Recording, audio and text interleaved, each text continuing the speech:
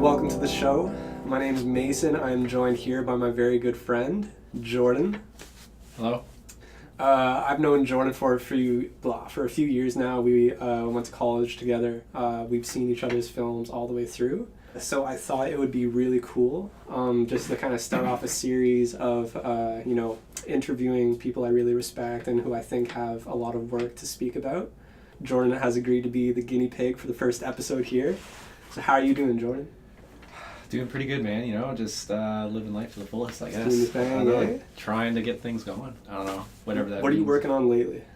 Lately, I have been thinking of just like a short idea of just a little action piece, right? And then just kind of ideas will pop up in my head for other just short, maybe under 5-minute videos, right? Like just something quick and just to the point, whether it's comedy or action, like that. I think those are somewhat of my strong suits. Right. All I can say is it's a surprise. I mean, more detail is probably down the line when a finished script is done and everything, and maybe a trailer or just more things coming down the line with that. But I can't speak too much about it just because I want to keep it on the hush hush until we polish the first script off for the pilot. Nice. So a lot of stuff in the works. That's amazing. It's always good to be staying active. Mm-hmm. Spin the clock back for us. Let's take this back to the beginning. When did you know that you wanted to make films? Oh man.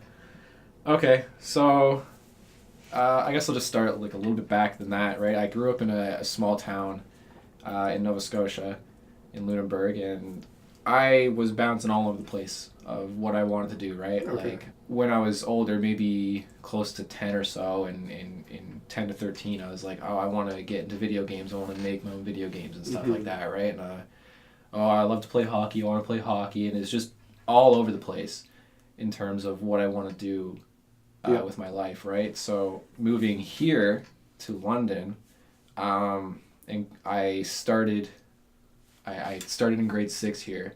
Like, being the new kid, I mean, a lot of people like to talk to me because I was the new kid, right? And I was overwhelmed with it. I was like, oh my God, I've never had so many people talk to me, right? And then I met my friend Chris. I think it was just one day he invited me over to make like a short skit or whatever, right? Because apparently that's what they did. That's what they did like on their free time and what they did for fun. Which turned into Mr. Paintco. That was Mr. Paintco. That was... man, there's some old stuff on there. So the very first video I made, or we didn't even release, but we made it and we edited everything, and then we just decided that it was too bad to release, right? It was called Kill Billy. It's supposed to be a hillbilly that kills people, right, or whatever, right? Like, we look back on it now as a mess, right? And it's just like, it's kind of embarrassing just to watch, just because we're like, oh my God, how could we make something like that? We're just glad we didn't release it, right? I never really got into like, oh, I want to be a director, I want to make my own videos, right? Okay. I was just kind of like, oh, I like being in the videos. Like, that's pretty much how I got interested in it, was being in these short skits and like, oh dang, like this is actually pretty fun, and someday I want to do this on my own and get out there and make my own movies, because like I look at like movies, like my favorite one is probably Lord of the Rings. Of course. Absolutely love it. Which one of the trilogy? I'd probably have to say the first one. Okay. I think in order, go 1, 2, 3. Those are my favorites. Right? Yeah. But I just loved it. I remember seeing it as a kid, and it was just like amazed me. It blew my mind as a kid, and I loved the idea of like the fantasy world, right? And ever since then, I was just like obsessed with that movie, right? Like buying toys, and it's just like always imagining myself in this fantasy world as like a little kid, right? Just going outside and playing, right? Like part of that childhood that I had was like, it kind of resonates now. It's like having that imagination definitely helps. So you were making things with Chris, and what's the other guy? Adam, his brother. Adam and Chris. So you guys are making shit in grade 6. Grade 6, probably all the way up until the end of high school. I mean, we're still doing it now today. Yeah. Right? So pretty much from grade 6 all the way. And you're doing it now on like the Poverty Pals channel? Yeah. Okay. I haven't been in too much of that, but definitely it's still there. Like, we're still getting together, and we're always like thinking of ideas and, oh, this would be funny for a little short skit, like that's pretty much what we do. We it can be like someone says something funny, and then it's just like, right. that's an idea, and it's just kind of you like one person will say something, you build a whole idea around it, right? So that's kind of the way that we operate. Like for one example, one of my short videos that was uploaded not too long ago, was more of a recent one, is the Pool Sharks one. I see this little mini pool table, and because Chris works with me too, right? So I said to Chris, I was like, dude, like this is hilarious. Like, look how crappy and small it is, and imagine if we played on it. Just from there, right? Like we go to this pool hall and we make it look like we're actually playing pool on a big table, right? But it's just like from one quick cut, it goes to like this small pool table, right? Because I'm like, oh, I got my own pool table downstairs. Why go out? We got our own pool table, right? And it just cuts to Chris like screwing up on this little small table, right? And it was just something so quick and to the punch line. Like, what does he say after he hits the ball? He's like, this fucking sucks, or whatever, right? And I don't know. So you went to Sheridan. Yeah. And you went there for film in particular? It was called Media Fundamentals. Okay. But and was there a certain focus, or was it just everything? It was just everything. Okay. Like I think literally at this program, there was one class where you like learn about movies. Okay. And I think about it now, it's just like, God, I shouldn't have went there. Why not? Just because it was I wasn't doing much in terms of learning about films, right? Because it was so, there wasn't much. There was like, it was just like, okay, we're going to talk about stuff in the news. It's like, come That's on. strange. So this whole program, it wasn't helpful too much to me. Besides the fact of making like my first short. That was like my application. And was that Revenge? Yeah, it was okay. Revenge. The guidelines for this thing, for the application, was whatever you want. It was totally up to us, right? I think I did zero preparation. So I was just like, shootout, guy in a shootout, right? Because I had these little airsoft guns, right? And I was like, oh, what if we use them, right? And it's just about a guy. He's like avenging someone. Right? Yeah, he gets revenge on these two guys who like robbed him and killed his family or whatever, right? So it's pretty dark, right? I go out there and it's freezing out. Like I pull it out and we got like 5 minutes of filming and it's just like the camera would die. Shit. Just because it's so cold out, right? I definitely just use that as a stepping stone into what I wanted to do, right? And then came along Fanshawe, right? Like at this point I come back to London, right? Because Oakville is probably a couple hours away from London. So then I go into Fanshawe and this is where we meet. This is where we meet, yeah, of course. Yeah. Started to take general arts and science and learn a lot about theory, about film theory. And were you really knowledgeable about that stuff before? Were you watching the classic films before that, or was Fanshawe the start? Fanshawe was probably the start. That's what got me into all these older movies, right? Right. I mean, I was so adapted to like all these newer movies, like so action packed and high intensity, right? It's keeping you like awake and you're just looking around, right? Yeah. I wasn't used to all these older movies, like these black and white movies, right? So when I would go home and watch them for the assignment, I would start like dozing off, right? Because I'm not used to all these like crime movies, right? Like these slow paced movies. Like I wasn't used to it. I'm drinking Woodford Reserve. Jordan's drinking, what is that? Some weird oak-aged beer. What is it called? Founder's Backwoods Bastard. There you go, folks. Ale-aged in oak bourbon barrels. So that's how we like it, right? It's pretty good. All right, so getting back to Fanshawe. You and me are in Brian's classes. We're learning film theory. We're not... I think... we were in Brian's classes, but we never talked to each other much, I think. So was it media that we started talking? We talked to each other, I think, media production or something like that. I'm pretty sure it was we were introduced about an assignment. We could do whatever. It could be a song, a film, painting, and all that shit, right? But it had to be a collaboration between you and 3 or 4 other people. Yeah. Because we were like, oh, we want to do films. I want to make my own films and shit like that, right? So, which led to Phantom. Phantom. And I think that, at least for me, I I mean, and I assume for you, just because we were there to that whole process, and it was such a trial by fire. Mm-hmm. I had never made anything like that. I'm sure you had never acted in anything like that. No, to me this was something more large scale compared to what I was used to. Just quickly going back, like me, Chris, and Adam, it's all improv. No scripts, no nothing. It's just improv. But this was something serious. It was. I think you already had like some concepts drawn out in your book. I think once you came up with the idea or had the idea and you shared it with everyone, right? And it was so well prepared, and then just from there it was so much more professional, right? It was so much more, I think, laid back in a way. Good. Right? Yeah. Like, you know. So was that an easy transition for you, going to like kind of like more serious I was stuff? nervous. You were nervous? I think I was nervous, yeah. It's like, what were your thoughts with that? I didn't know what to think. I think I was just so nervous because I meet these new people, and it's like, oh, we're gonna go make a movie, and now I gotta and I'm gonna act in it, and I was definitely nervous, I think, right? But I think because it was taking place in your house, right? And you had the lights, and you had a nice camera, and like a shoulder rig and everything, right? I was like, wow, like, oh my God. I think I asked you I probably asked you so many questions about like all your gear. I was like, where'd you get that? And how'd you get that? And like, that's crazy. Because I wasn't used to seeing anything like this, right? Like this was more big scale than what I was used to. Yeah. So I mean, it was a good experience. I mean, to be doing this with like new people and everything, right?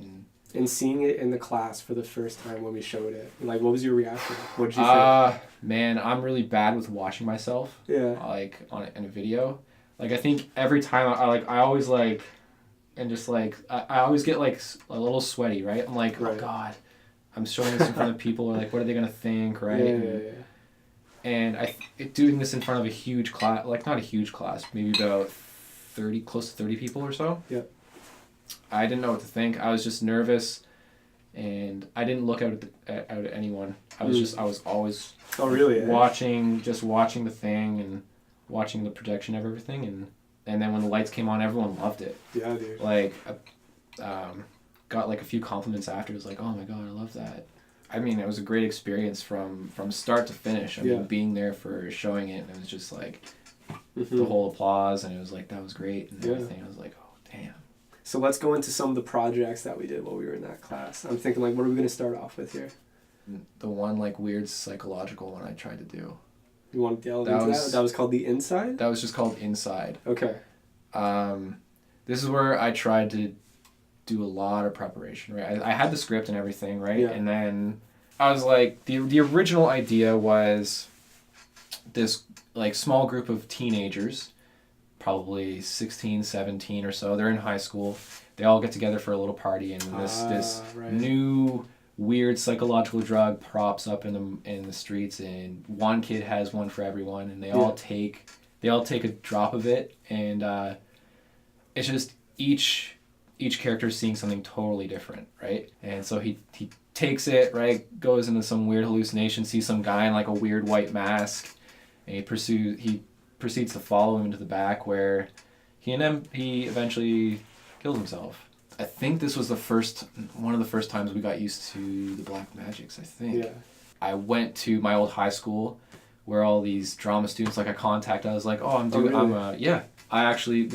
where I found that kid. This was for the original idea, right? So this was for the original idea of the 4 kids getting together. Unfortunately, only the one guy was interested, right? I didn't get any more emails back from anyone else in the class. So I was like, damn it, I gotta change the idea. And you gotta work with this one actor. I gotta work with this one actor, so I had to change the whole idea around because I didn't have the other 3 characters. And I think, because we did Phantom, right? And I was like, oh, it was a really good idea, and it turned out really good. And then I was like, like something like that would be so cool, like something kind of psychological and something involving like some weird drug, and kind of like a dark turn in the end. Yeah. It was definitely a big step, and it helped me build that skill a little bit more, I guess. For sure. Yeah. So and the understanding of directing and using a camera, it helped me understand that skill a little bit more. Okay. Definitely. So moving on to The Muscle, what was your role on that? I was director for that. You were director? Okay. Yeah. So that was so much of a bigger thing. Yes. Yeah, and a big crew. Yeah, You so I have think a it was giant location too. we originally got posed with this this assignment for one. You come up with an idea and you have the script, and then once if your script gets picked, then you're just the writer and then like the assistant on set, right? You don't get to direct your idea. Someone else directs your idea. The groups were formed, and I think I had to compete with one other person to be director. And how do you think you won the position? I think the writer just trusted me more, maybe. Okay. I think he understood that I was kind of fluent with the script a little bit, because I think in the original script it was like in a warehouse. Mm-hmm. That was the original location, was a warehouse. It's like, well, where can we get a warehouse? And I was like, oh, my dad's work is literally just down the street, and they have a huge place that looks like a warehouse. Yeah. I was like, maybe we can use that because no one's working in that department right now. They let us film in this giant kind of dingy looking warehouse, and it was perfect, right? So versus you going from inside to directing the muscle, it's such a shift in not only style but size of the production. Yeah. Were you nervous going into that? Or you were like, I'm ready now, let's get this done, let's be prepared? Or how'd you go into that? I think I was a little bit more determined. I was like, I want to do this. Right. This is what I want to do. I want to be a director, right? So I was like, I got to push for that position even more. In terms of the scale, it was even more big. I mean, it was 5 or 6 of us as a crew, and then 3 actors, like you said, and a huge location. So it was a huge scale. It was definitely like liberating. Like it felt really good to make this product, and it looked really good. Like I was really proud of it, and I hope everyone else was that worked on it. I hope they had like a good experience with it and everything, right? And I hope the writer was proud with the end result. He visualized it, right? And I think it came out perfectly. Yeah, because ultimately you have to trust. You're trusting someone else to bring your idea to life. And shout out to Scott, a comedic fucking genius. I mean, that was a funny script, man. Honestly, it was good. All right, so after that, you go back into familiar territory, comedy with Crazy Feet Chris, right? Yeah, Crazy Feet Chris. So walk us through that. Okay, so I had it all planned out. I think me and Chris wrote it together. Like it was like we would sit there on my computer, and it was just like, oh, that's pretty funny. That's a funny line, right? Yeah. The other guy who was supposed to play the other character bailed like the day before production, the day before making this, right? And I had everything planned out, right? Totally just put the script aside and make something that wasn't even thought of, right? So this is a two-man team. This is me and Chris, right? Yeah. Kind of going back to the like old times. It's like the old times, right? So I was like, what if we do like a mockumentary of how your character thinks he's like the best boxer in the world, but he's actually not. He's the worst boxer or whatever, right? So it was like, yeah, that's a good idea. So no script at all. It was just all improv. Oh, really? I think I put the camera in front of the couch, and it was just like, Chris was just like, what questions are you going to ask me? I was like, I don't know. Where are you from? What's your name? And just stuff like that. And then we would throw in jokes like, so do the boxing gloves actually ever come off? He's like, no, I just put my hands in one day and they just got stuck. Yeah. So he lives his life with these boxing gloves on, trying to do daily tasks like eating a yogurt can or trying to drink a pop or whatever, right? So working with Chris is just like a comfort zone. Yeah. It's just like I can say whatever I want or whatever. We can always joke about stuff, right? And it's not too pressured. Like it's just kind of like easy, you know? Yeah. Okay, well, before we get on to the penultimate film that you did during AFM, maybe we could get into the Aria project first. Yeah. So that was you collaborating with Chris again in something that I felt like was dark comedy, but not so much. It was more of a dark drama, and it felt, the visuals immediately struck me as more artistic than I had seen from you before. And I was really surprised because you were doing creative things with the camera. In particular, the shot of the blood coming on the water in front of the lens. I thought that was so cool. So This was something I didn't write for. It was just Really? I just had like I think again, this was just me and Chris going back to our like the old days. Like we're just pure improv. Improv, right? Okay. So it was like I just wanted to do something different, right? Do something kind of darker. Yeah. And I guess just kind of sparked about this guy who's just like a psycho kind of thing, right? Kind of showing he's having some sort of struggle, like some sort of like he's thinking about something, right? Like it's wearing him down in a way. Fair enough. All right. Well, we're in AFM. The narrative. We both do these scripts. We're like, we want to make this shit. Okay. Mm-hmm. And thank God both of ours got chosen.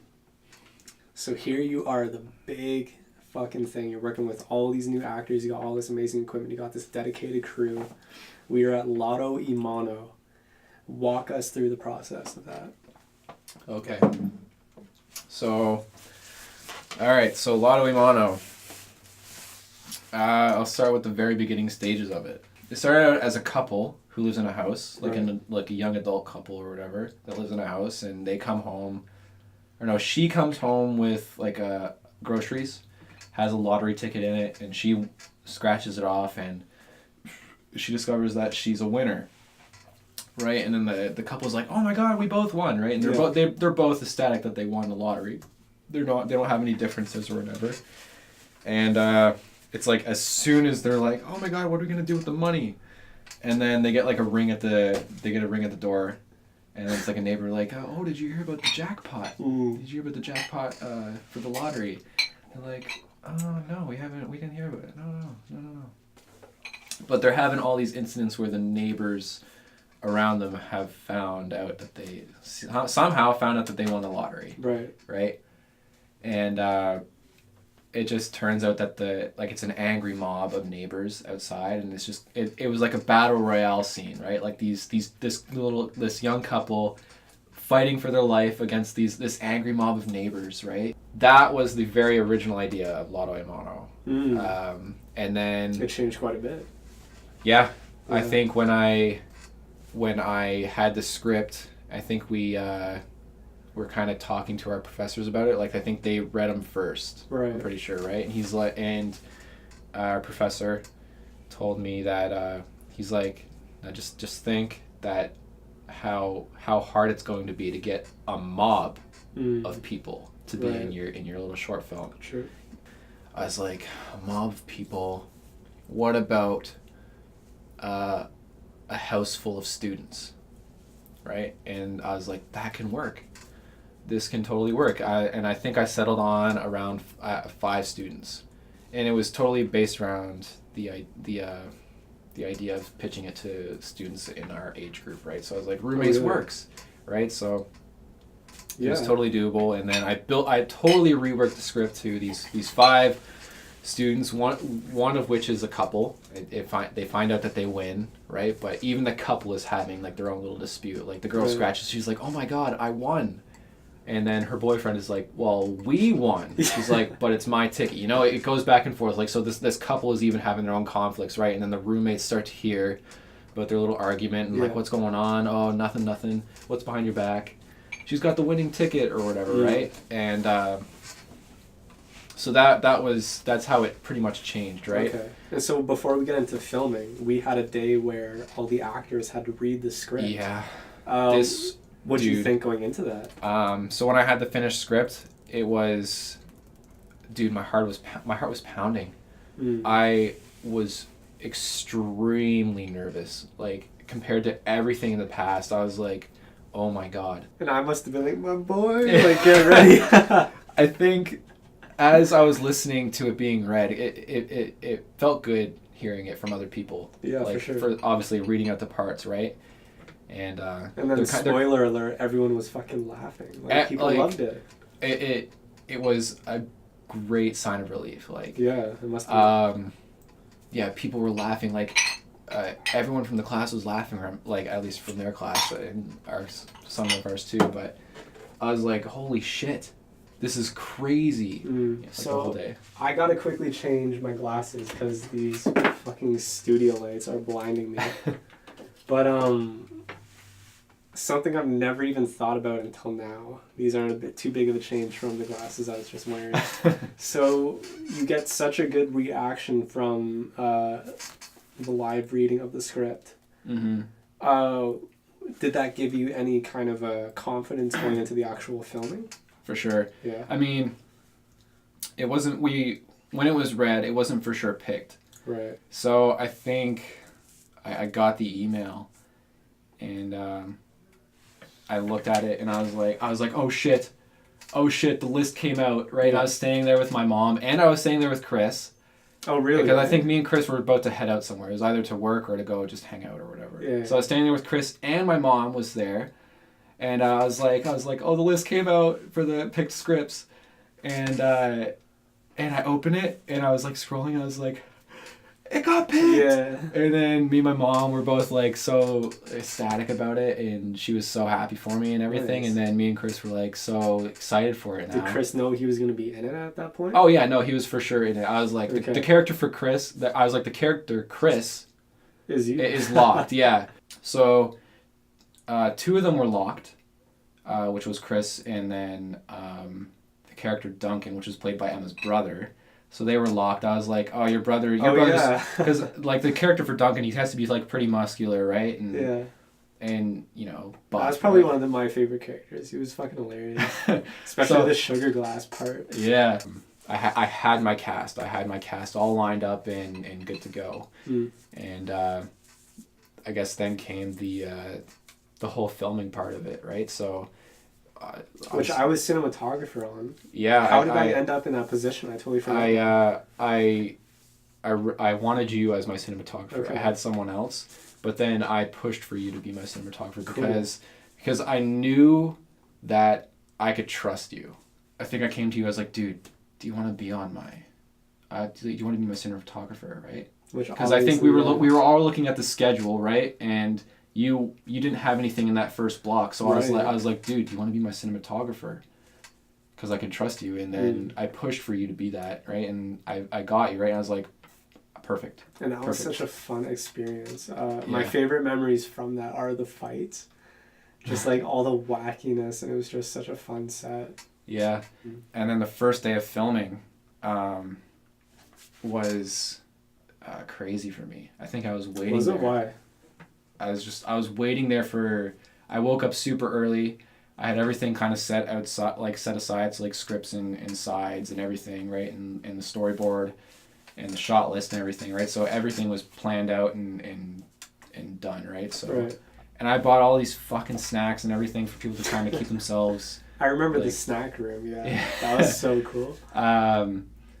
So I was trying to entertain these all the actors and everything, and then Charlie shows up. And I was like, oh, hey, you know, like, we're just waiting for all the equipment, right? And then we're going to get started. And then he's like, waiting around, you know, like, just talking to us. Yeah, and like, do an everything, imitation like, of Charlie. Like, I remember, I think he was, like, on my couch downstairs, like, with his arms behind his head. Just, like, feet propped up and everything, kind of, like, making sure everything's getting set up and everything. How does he talk? Do an imitation. Kind of like,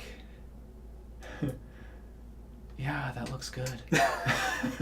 So Chris comes up for his salt and vinegar chips. He goes downstairs, says it's bullshit how they got a lottery ticket and whatever, and how he's not a freeloader. And then the other 2 were like video gaming downstairs. And you don't see Duncan until he comes downstairs like in a towel. Yeah. I don't know why I thought of that. I was just like, there has to be like the guy who thinks he's like the pretty boy. Right. So he comes down like a towel. He's like so comfortable just walking down. I remember filming that and not being able to stop myself from laughing because there's like the slow pan up, and then what does he say?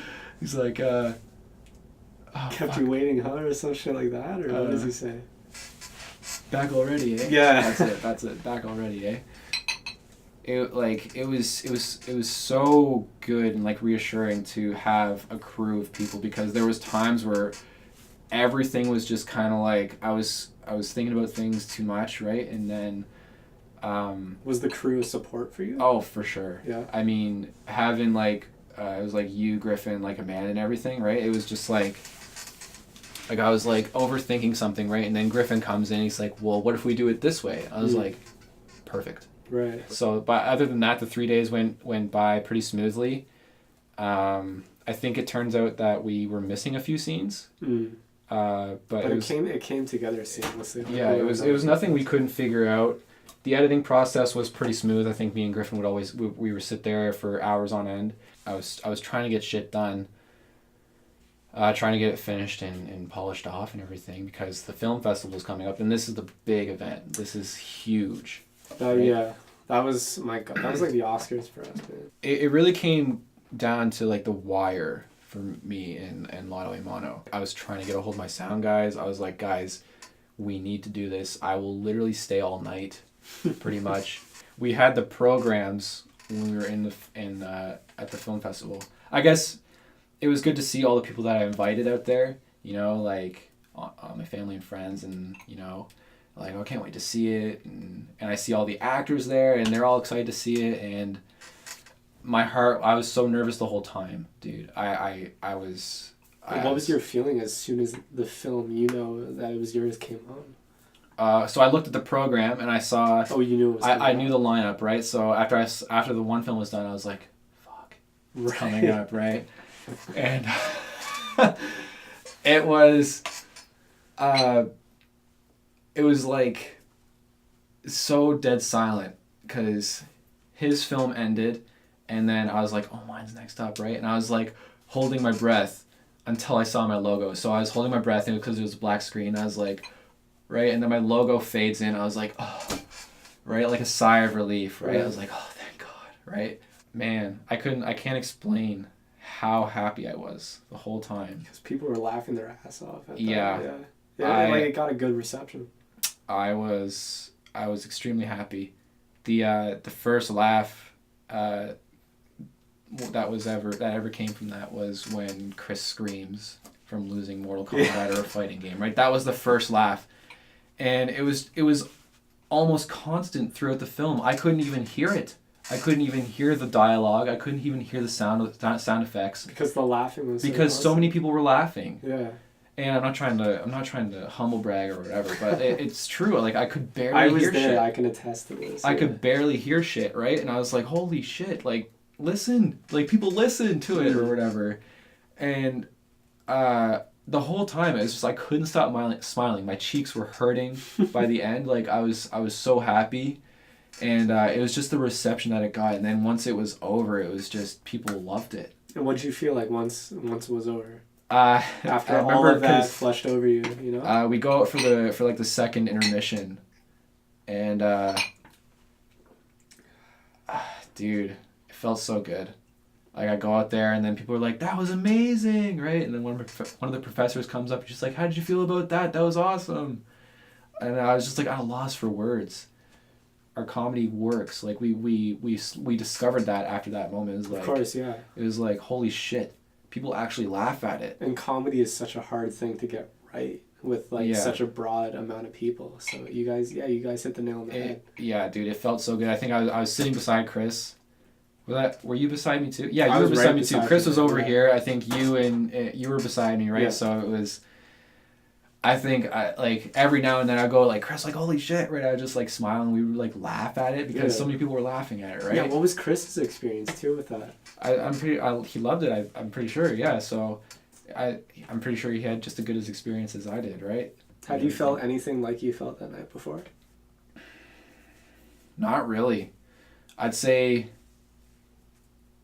it'd go like that and then graduation, which is kind of weird. Graduating is a very proud moment. Yeah, for sure. But it's just, I mean, at graduation you have family and friends. There's the work you put in, and then there's the paper and the ceremony. Yeah, like definitely the film festival and the audience reaction was something I was very proud, like more proud of, right? Yeah. Like graduation, don't get me wrong, very proud moment in my life. Like I'm done and I'm out and looking for a career in what I want to do. But it's just like, you know, I got acknowledged for something that I want to be. You know what I mean? I want to be the director, and I got acknowledged. I got a good reception for that career that I want to pursue, if that makes sense. Right. Well, perfect, man. Thank you so much, Jordan. Yeah. It's been a good talk. And we look forward to seeing what you do in the future, man. Hells yeah. All right. Have a good night, folks. Thank you for sitting here through this interview with Jordan. I will link his shit in the description. I hope you follow him, and let's take this journey together. All right. Have a good one, folks.